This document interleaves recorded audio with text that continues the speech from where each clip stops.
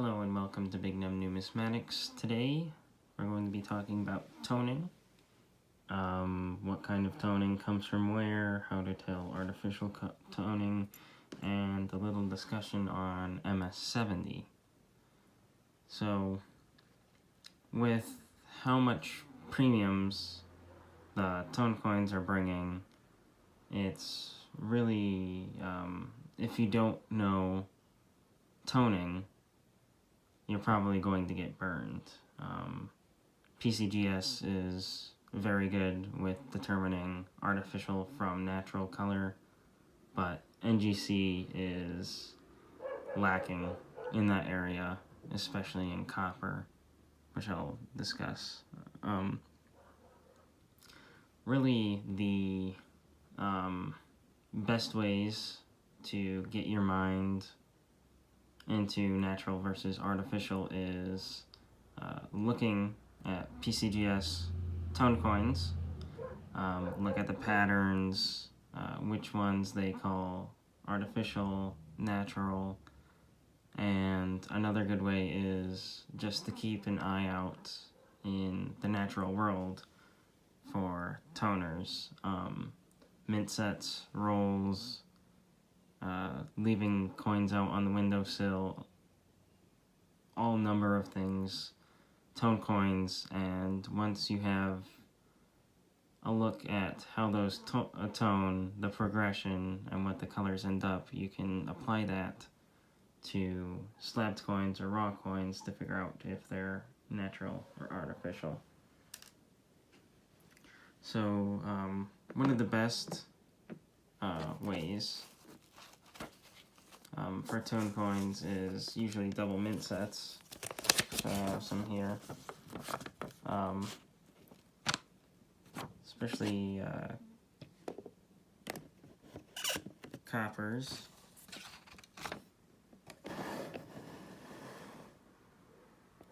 You can see the dimes usually get blue. The cents are pink and green and blue. And the halves can be blue, or they can be extremely orange and green.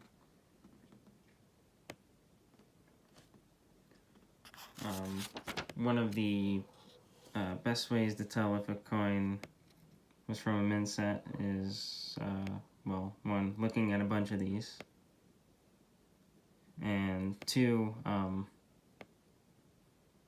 every single mint set tone coin will have this,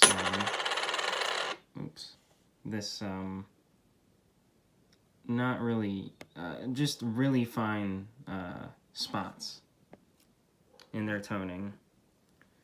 And the toning comes from the cardboard and the paper around.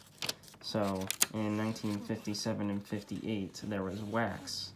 That's the brown stuff here. The wax was applied to the side, and that seeped in with the cardboard to give the coins their nice tone.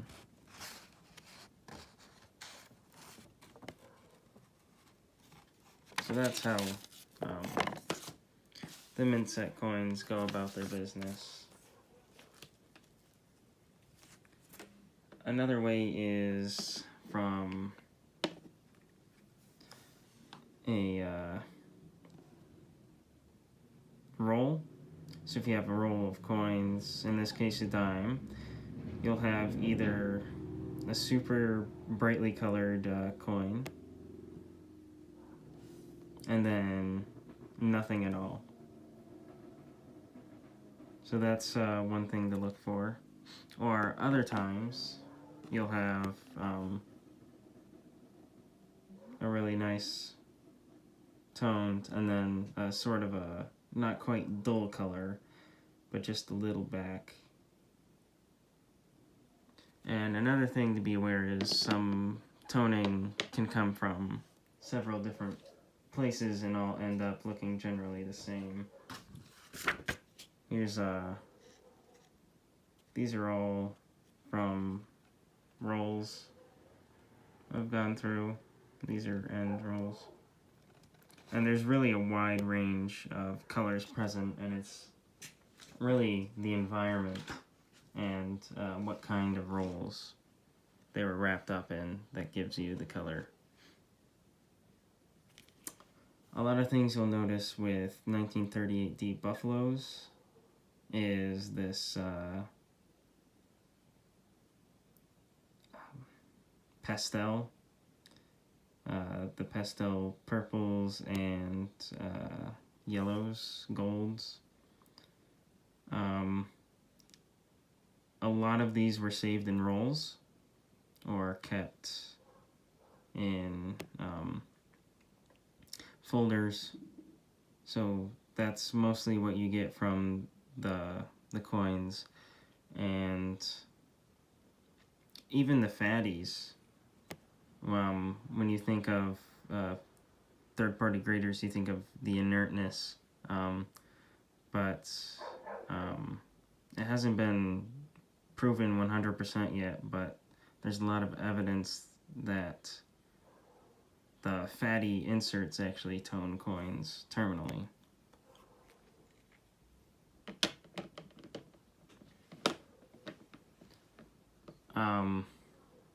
With natural tone coins, there's going to be a general progression from the light pastels like the buffalo nickel to the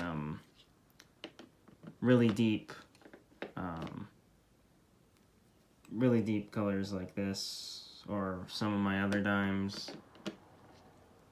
How toning works is the sulfur bonds with the upper layers of silver, and the thickness of that layer refracts the light and bends it, and absorbs and reflects the lights of certain colors. So that's why you'll see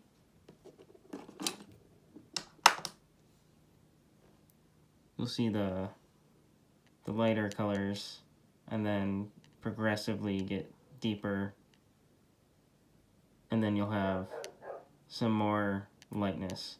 So on a coin, the area of the letters, that's usually the highest point. So that's going to be where the color first develops, but the sulfur layer is also going to be the thinnest. And then as it adds, it grows the color. A good way for you to visualize this is the Sunnywood system. Someone put together a classification of colors from Morgan's that helps you to determine how coins progress through the toning phase.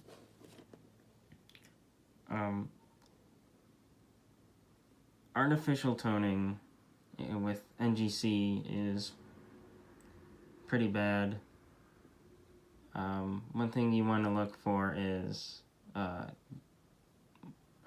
trust your gut, first of all. You always want to trust your gut when that. And the vibrant purples, and if red and blue are together, that's usually a terrible sign. Stay away from those. A lot of coins in the early holders, it wasn't popular to artificially tone coins, so they didn't really check for it. So on the early NGC holders, you need to look out that for sure. And if you have ever seen a really blue-toned Indian head cent, it could either be natural or MS-70. MS-70 only works with brown coins to tone them, but there is some slight differences. There's a lot of NGC and PCGS discussions on their forums that you should take a look at to see the difference, because a lot of the MS-66 browns and Proof 66 browns at NGC and copper are artificially toned.